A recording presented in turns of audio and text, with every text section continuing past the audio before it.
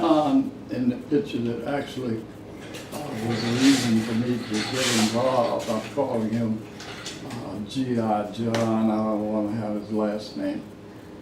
Like G.I. Joe, you got G.I. John. He's the poster person. The big picture you saw of him. Mm-hmm. It was G.I. Joe who really was the person who inspired me to sign up for the Honor Flight Chicago. I was concerned and asked John whether I was eligible to sign up because I was not on a ship or behind the lines in an actual battle. I was on Guam working in a supply depot. However, John said, well, regardless what you did in the service, you were involved in it, and certainly supplies were necessary. As I went on to find out more about it, John gave me the email address and the phone number, and I did contact them, and quickly the people who were running the Honor Flight Chicago sent me an application. I filled it out, and shortly I was finding my way as director to Midway Airport.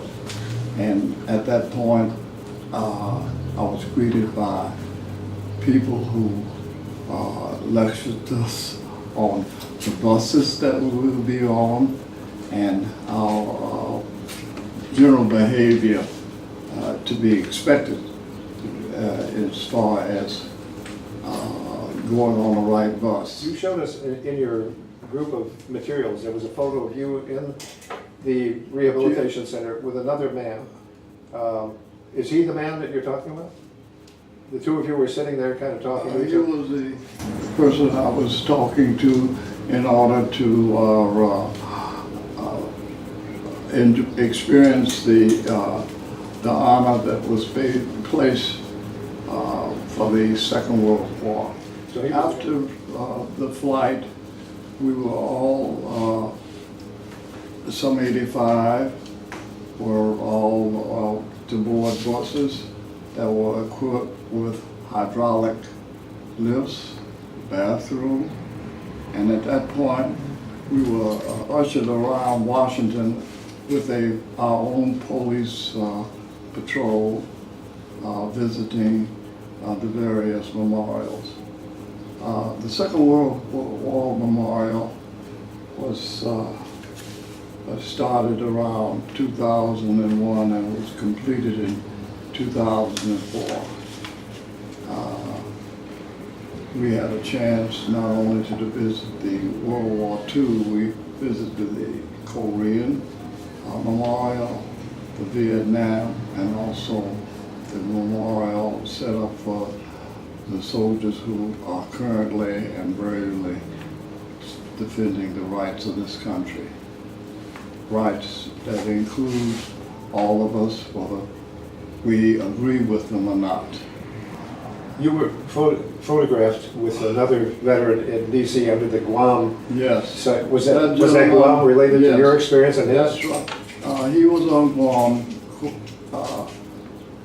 and was positioned a few miles from where I was located, but the supply was located. However, due to the restrictions at that time in the service, we weren't permitted to actually meet and share the friendship we did during this great honor that has been played, that we have been blessed having. And this is what I was told, that the material used to build the airstrips necessary for the planes that were used to bomb Japan and weaken them, were actually materials brought into Guam, which was a major air facility for both our bombers and fighters. The B-29s were very important, and the first surfaces in order for those planes to land and take off had to be constructed and the material assembled. So this was the function of the CBs. On our return to Midway in Chicago, we were greeted by thousands of people, young and various ages, various nationalities. As we left the plane, going to our individual transportation, we received hugs and greetings, and on occasion a young person would come in and ask me how it felt being in service, and I told them that it was a learning experience. Sometimes I was frightened, sometimes I wasn't. And before they left, though, I asked them to do one important thing to make me happy, and it was that they take care of their parents. And they all agreed and smiled, and of course the parents were happy to hear this. How long were you in the DC area? How long were you there? Well, we were in the DC area roughly from around 7 o'clock to about 5 or 6, and then we left for Chicago. We was due back in Chicago, but there was a storm, and the Southwest Airlines pilot did let us know that he was going to take off after the storm had left, went away, or whatever you might want to say. And he did, and we got into Chicago safely. So it was a one-day trip, actually, out in the morning? It was a one-day trip from early, roughly 7 in the morning, and we returned to Chicago around 9:30 p.m., 10 o'clock p.m. And that again was a tremendous welcoming that we got. The type of welcoming that wasn't extended to us during the years we actually did return. I returned in 1946, and that weren't any, there wasn't any welcoming at all. But one plus factor, though, the Second World War, it did bring about quite a change. From technology, more has been done since the Second World War in technology. There's been improvement in women's rights. The GI Bill has helped a lot of the men. There's been an improvement in race relations. All of these things have grown and expanded after the Second World War. I must add that currently the flight to Chicago is being extended to Korean, the Korean veterans. Sometimes the Korean War was referred to as the lost war. It's not lost. All veterans, whether they were Second World War, Korea, Vietnam, current veterans, all men, women, pledge to the protection of this country, the protections of not only the country, but the people who have views that some of us agree with and some of us don't, but we're sworn to respect these rights anyway. I received we were given a mail bag, and I received many letters, some from government officials, teachers, education, individuals, and I got several letters from a sixth grader. And I'd like to share this closing remark that this sixth grader wrote. They thanked me for being in the war and said that all heroes don't necessarily wear caps. And I can agree with that. And then the next line was, P.S. Why is it there's no knock-knock jokes about America? Well, there are no knock-knock jokes because freedom reigns. You were talking about the technology, Mac, and there you were, a young man on Guam. What would you have thought if somebody said to you, what do you bet, Mac, that someday you're going to get on a plane in Chicago, go to D.C., get a tour of all sorts of veterans' memorials, and you're being honored as a veteran, and back home in Chicago that night? What would you have said? Well, what are you drinking or smoking? That's about it.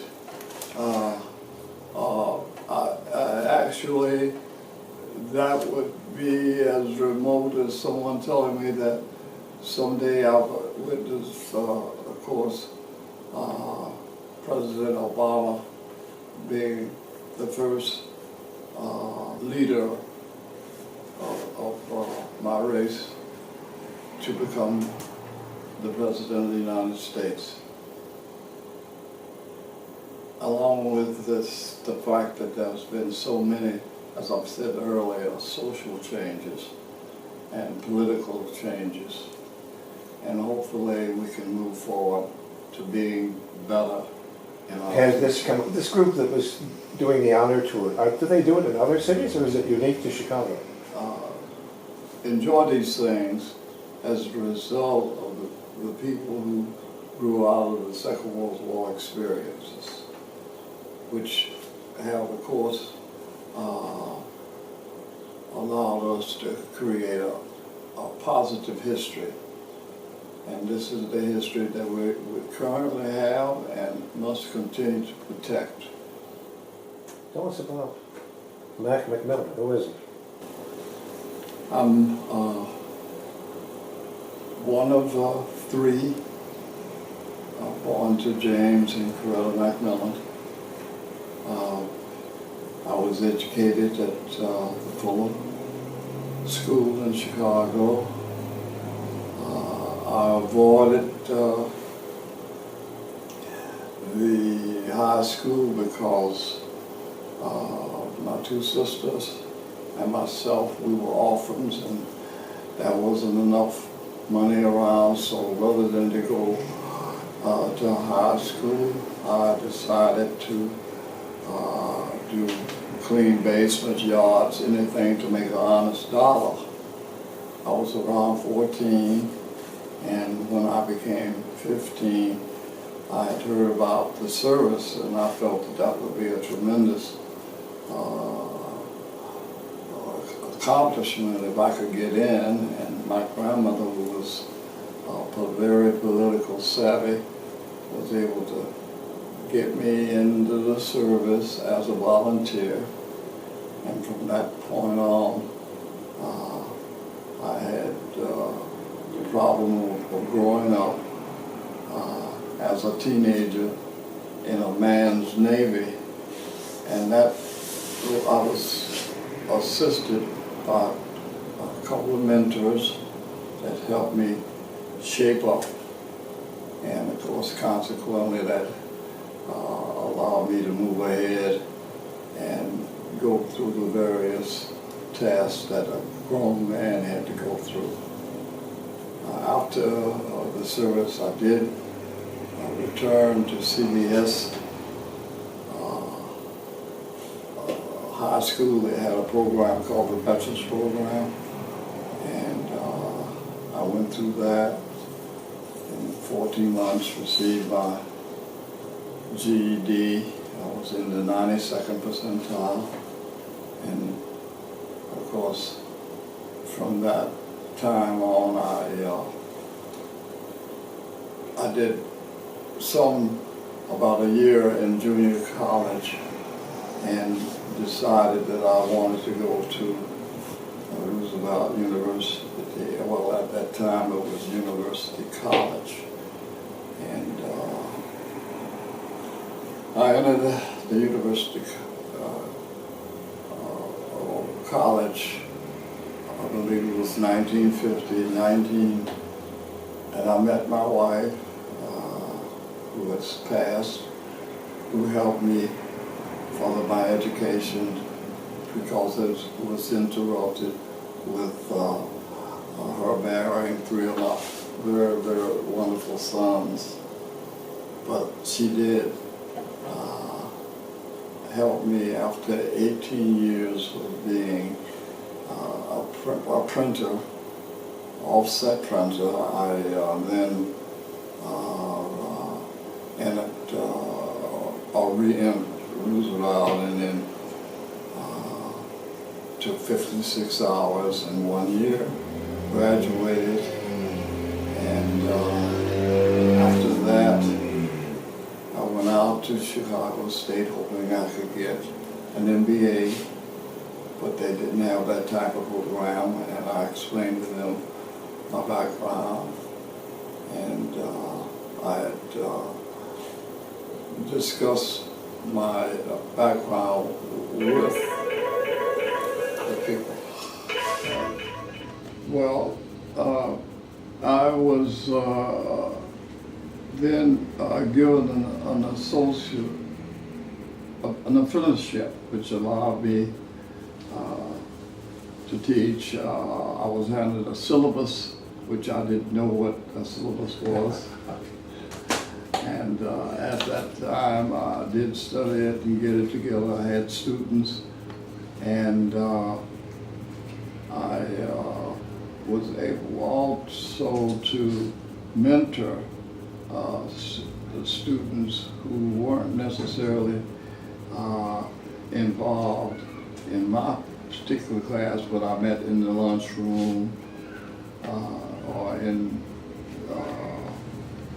the recreational areas, and pretty soon I spent a lot of time also unofficially counseling and assisting whatever students asked for, wanted my help. After several months, one of my sister's political friends knew what I was doing and asked me, was I interested in making more money? And of course my answer was yes, of course. And we got in the car and drove out to Joliet, Illinois. As a matter of fact, I believe it was 1120 Collins Street, and it was Joliet's Correctional Center. And I was kind of reluctant about going in, and I didn't know anything about prisons. I had never been in a prison. I did go in and went into the yard where the prisoners were, and I ran into several of the young men that I'd known in the street, either at one time at the college. And of course, at that point, I was really concerned about being a part of a prison program. And I did become first an industrial supervisor. After, at that time, they had in the prison something like a mattress factory, welding, and GED. And I was there 10 years, and I retired. And at that time, the time when I left, there were 11 programs in place, and I was promoted to the educational administrator 3. Oh, and I must add, I did have to go while working in the penitentiary, attend additional classes in order to receive my Type 75 certification. Certification So, as well? Yes, I later had an opportunity to teach at the Cook County Juvenile Nancy Jefferson Center. I did some counseling, and I set up some elementary or introductory courses on as far as computer repair and servicing, how to install various components of computers. Probably about 20 years ago, I interviewed the man who was then responsible for education in the prison system in Illinois. It was an amazing interview because he said, the one thing we know, he said, is that when we get people to study, when we get them to take courses, their chances of coming back are reduced. Recidivism is reduced. You must have seen that in the work that you were doing. Yes, I did. I've seen the fellows leave the penitentiary. Some I've heard about that are doing fine. Some have raised their families. Now and then I was sad to see one or two that would be out. They would be released, say, in November, and then February they're back in again. But I currently am in the company of several ex-offenders that are very positive. Some are involved in religious activities and of various denominations. I know several, and still they come to me for advice, and I find myself now quite pleased to be available to mentor whenever I'm up to it, which has been slowed down in the last few years of my life. When you were on the honors flight, at one point, one of the photos shows you in a wheelchair, and there's a young Navy person, and in the old days, she would have been called a wave, but now she's a sailor, right?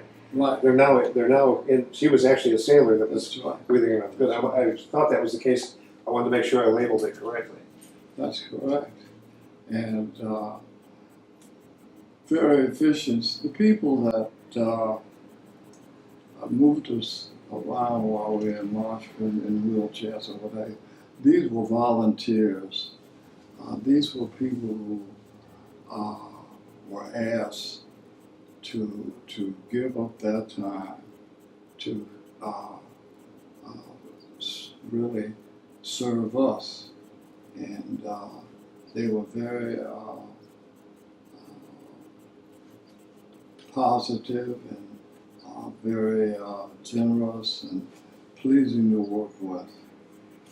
You were on a whirlwind tour from morning to evening back. That's right. How was it possible to even enjoy that? It was so high pressure. How did you feel while you were going through it? Well, we were in each memorial, whether it was for the Air Force or World War II, they took time. They had people who were available to actually give us information about a given site. So we were provided, as we went along, a lot of material. And before we left to return home, we were given a ride crossed the border over into Virginia to the Smithsonian Aircraft Museum, in which that's a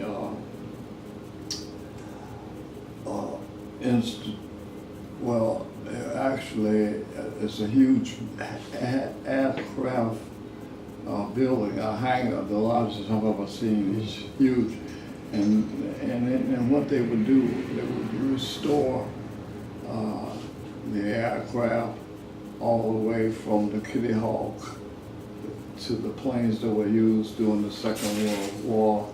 As a matter of fact, the first plane, the first craft that was used for outer space is also housed in the facility.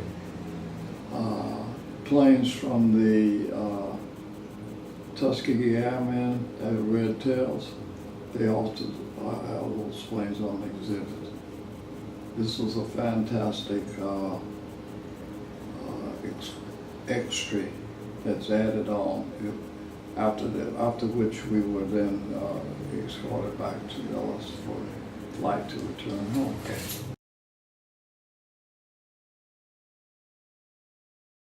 Did I say, can you make sure that we put this in there? I want to make sure that this presentation is available to any hospital, rehabilitation, veterans organization. They might want to use this for Memorial Day, Veterans Day, or any other occasion that gives respect to not just World War II veterans, but all veterans, all the men and women who have dedicated themselves to the concern and care of this country. You also mentioned, I think now that that Korean War veterans are now eligible for the flights, That's the right. honor flights And, too. Also, there are a tremendous amount of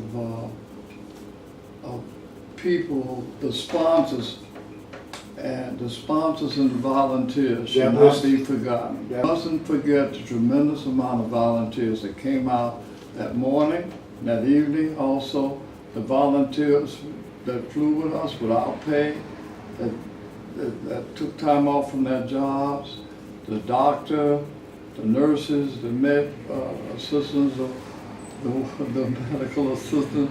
When I was trying to